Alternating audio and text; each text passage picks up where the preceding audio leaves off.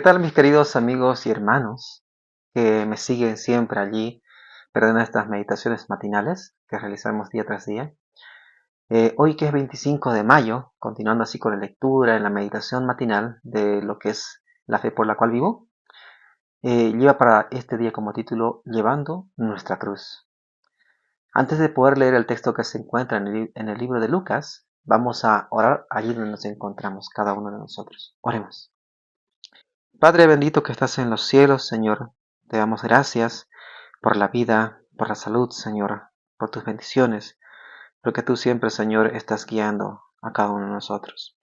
Con tu palabra, Señor, que es nuestra luz, acompáñanos siempre. Ayúdanos a comprender, Señor, lo que tú nos dices mediante ella. Y más allá de eso, Señor, poder vivir en esa luz, Señor, que tú nos entregas a nosotros, Señor. Ayúdanos a poder hacer esto. Te lo pedimos porque confiamos en ti y lo pedimos confiadamente en el sagrado y bendito nombre de tu Hijo amado Jesús. Amén. El libro de Lucas, el capítulo 9, el versículo 23 nos dice lo siguiente. Y decía a todos, si alguno quiere venir en pos de mí, niéguese a sí mismo, tome su cruz cada día y sígame. Aquí Cristo les hace una invitación a sus discípulos, ¿sí?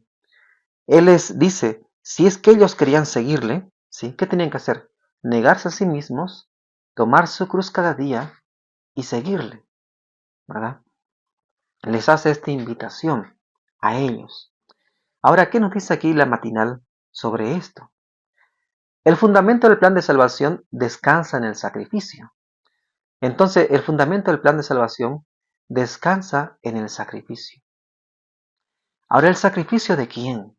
¿De nosotros? ¿O cómo?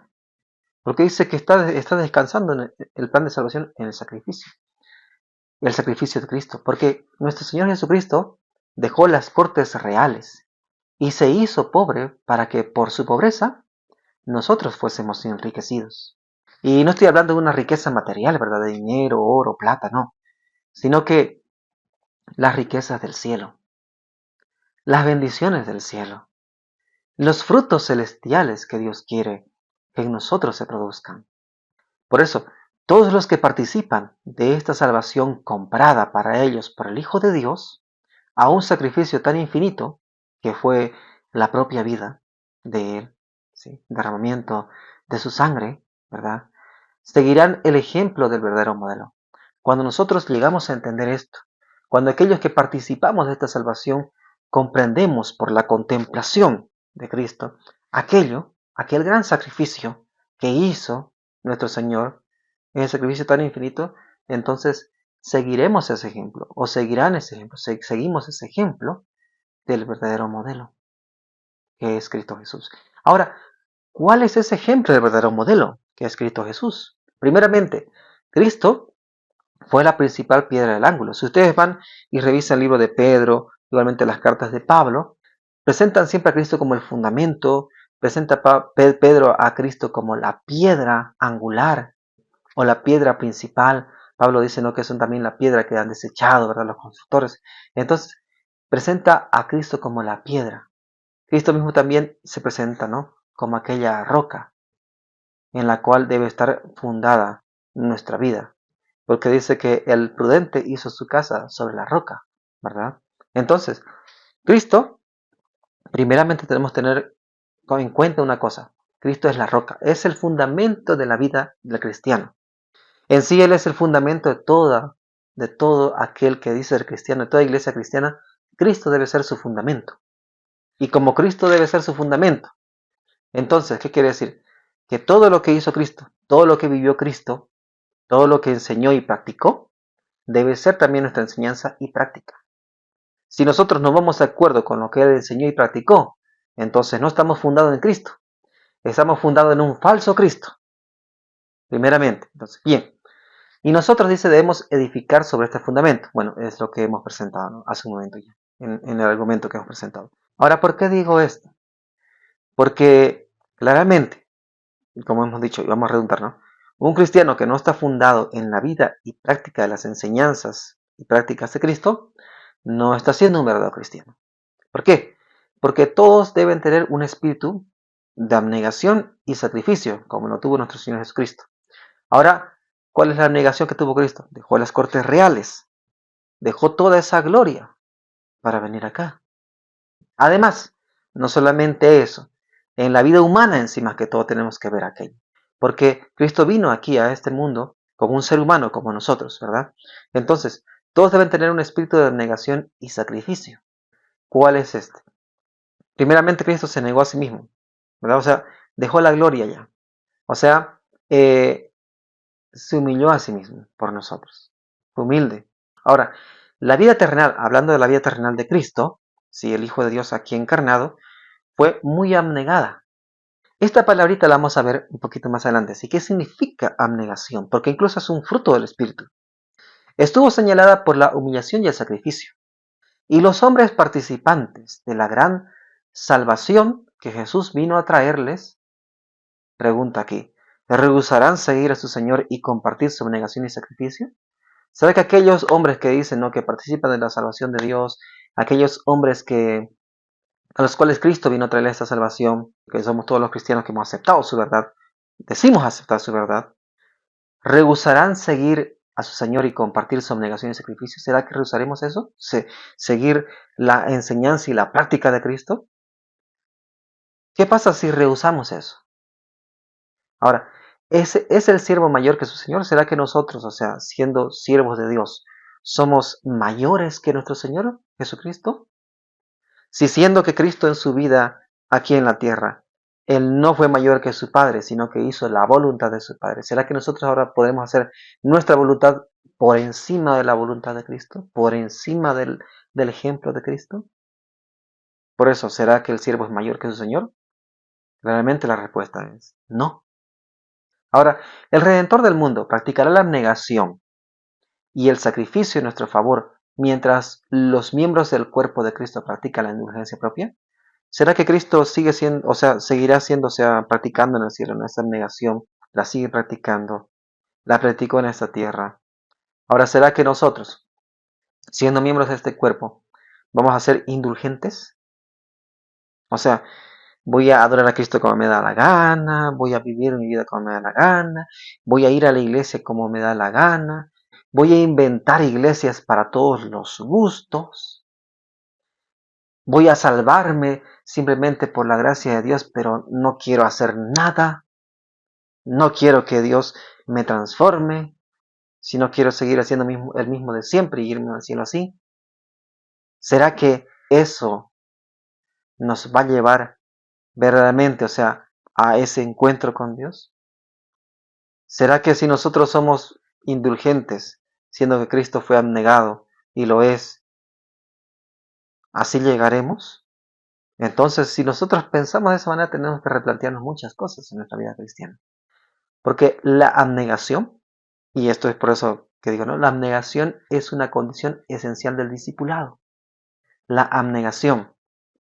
Entonces, ¿qué es la abnegación? Abnegación también se conoce como dominio propio. La abnegación en sí es la capacidad de ¿qué? De rechazar lo malo. Por eso digo que es un fruto del Espíritu, porque el hombre carnal no va a rechazar lo malo.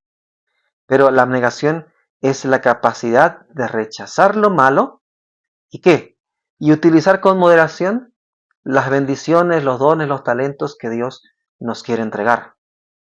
Eso es abnegación y eso hizo Cristo prácticamente. Por eso, como Él se apartó de lo malo, por eso antes de ir a la cruz, cuando habló con sus discípulos, Él dijo, el príncipe de este mundo viene, pero nada tiene conmigo.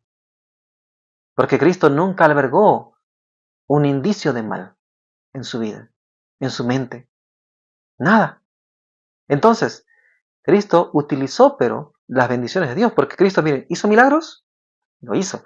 ¿Pueden hacer los cristianos milagros hoy en día? Si tienen la fe de Cristo, claramente lo pueden hacer. No es algo que no se pueda hacer. Y sucede, y yo lo he visto. Y lo he experimentado incluso. ¿Ok? Entonces, ahora, ¿eso tal vez puedo yo también tornarlo para mal? Sí, aunque sea una bendición. Porque puede ser que yo lo use para mi propia gloria y me empiece a exaltar a mí mismo y el orgullo empieza a crecer. También puede ser mal utilizado. Ahora, entonces, si puede ser mal utilizado, y está siendo mal utilizado. Incluso la palabra de Dios, que es una bendición, es un don divino, ¿ya? Hoy en día lo utilizan mal para muchos, para lucrar. Incluso lo que es el mensaje del Evangelio eterno, la salvación que Dios trae para nosotros, también lo están utilizando mal para poder lucrar.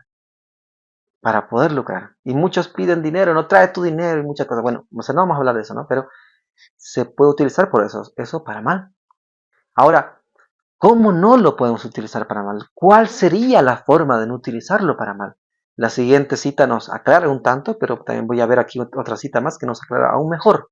Dice, la cruz y la abnegación señalan la senda de todo seguidor de Cristo. La cruz y la abnegación. Apartarme de lo malo, que es una capacidad que da el Espíritu Santo como fruto, ¿ya? La abnegación y utilizar con moderación las bendiciones, dones y talentos que Dios da. ¿Y qué es la cruz? Eso vamos a verlo en un momento. Pero tanto la cruz y la abnegación señalan la senda de todo seguidor de Cristo. Ahora, la cruz borra las inclinaciones naturales y la voluntad natural. Por eso, ese hombre carnal, ya por el fruto del Espíritu, que es la abnegación, y por la cruz que ha tomado, entonces él ya no va a abrazar eso que antes le gustaba, va a rechazarlo, va a repudiarlo. Pero es que esto es una capacidad divina que Dios va a darle al ser humano. Ahora, ¿qué es la cruz? También igual el libro de Mateo nos dice del yugo, ¿verdad? Llevad mi yugo sobre vosotros, porque ligera es mi carga, dice Cristo. Entonces, y también dice, no, yo les daré descanso. Ahora, ¿qué es la cruz? Que menciona también aquí en Lucas. Tanto ese yugo como la cruz son símbolos que representan una misma cosa. ¿Qué? La entrega de la voluntad de Dios. Es eso. Es mi entrega total de mi voluntad a Dios. De lo que Él quiere hacer conmigo. Entonces, yo me entrego voluntariamente a Dios. Entrego todas mis debilidades en sus manos. ¿Para qué? Para que Él esas debilidades las destruya, lo malo de mí, y edifique en mí el carácter de Cristo. Entonces yo llevo la cruz con Cristo. Él lleva la parte más pesada y Él me da a mí la parte más ligera. Es así, dar la salvación al mundo. Eso me da a mí. Predicar el Evangelio, practicar aquellas bondades. Y eso no es pesado. Bueno, para otros puede serlo, pero es que aún no se han convertido. Incluso hay cristianos que no se han convertido realmente, solamente de nombre. Pero Cristo me da, por ejemplo, vivir una vida santa. Cuido mi cuerpo, me aparto del mal. Eso me hace feliz. Me ayuda a tener una mejor fuerza, mayor vitalidad, más años de vida, ¿sí? Un retraso en el envejecimiento. Son bendiciones prácticamente en sí. Cuando predico a otros, cuando voy y visito personas, les anuncio el Evangelio, yo quedo aliviado. Incluso aprendo más. Esas cargas te traen, no son cargas realmente, ¿verdad? Son bendiciones. Son responsabilidades, pues también dice cargas, no son responsabilidades, pero responsabilidades que te dan bendiciones. Por eso, el llamado es, sigamos al Salvador en su sencillez y abnegación. En el ejemplo de su vida, en su práctica. Levantemos al hombre del Calvario por nuestras palabras y una vida santa. Ambas cosas. Yo predico, pero vivo aquello.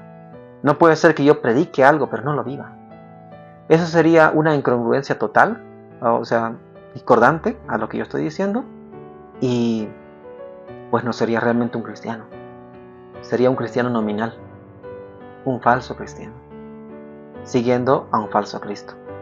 Lo digo por una enseñanza que está errada, porque la práctica no acompaña a la predicación.